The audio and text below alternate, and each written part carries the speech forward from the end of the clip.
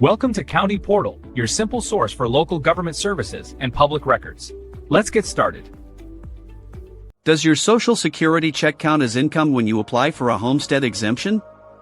This is a huge question for millions of homeowners, especially seniors on a fixed income, because the answer can save you hundreds or even thousands of dollars on your property taxes.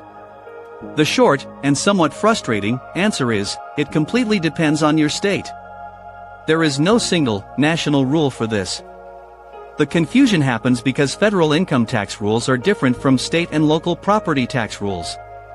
The federal government may not tax all of your Social Security, but your state's Homestead Exemption program might have a completely different definition of income.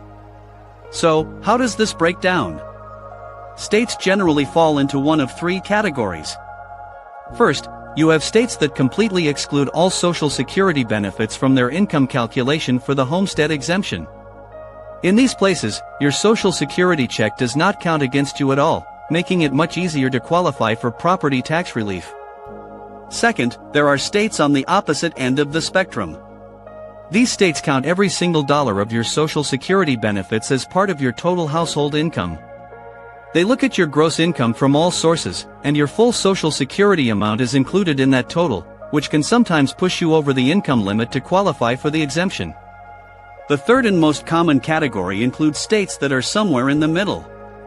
These states might use your adjusted gross income, or AGI, from your federal tax return. Since only a portion of your Social Security might be included in your AGI, only that portion counts as income for the Homestead Exemption. Other states in this middle category might have their own unique formula, like counting 50% of your Social Security benefits. The most important thing you can do is to check with your local county property appraiser or tax assessor's office. Their website is the #1 best source of information. Look for the actual Homestead Exemption application form, as it will almost always define what they consider income and will specify how to treat Social Security. You can also check your state's Department of Revenue website for publications on property tax credits and exemptions.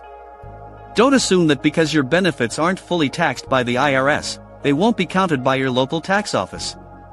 Always verify the rules for your specific location, as they can and do change. Thank you so much for watching. If this video helped clear things up for you, please give it a thumbs up and consider subscribing to the channel for more simple answers to your financial questions.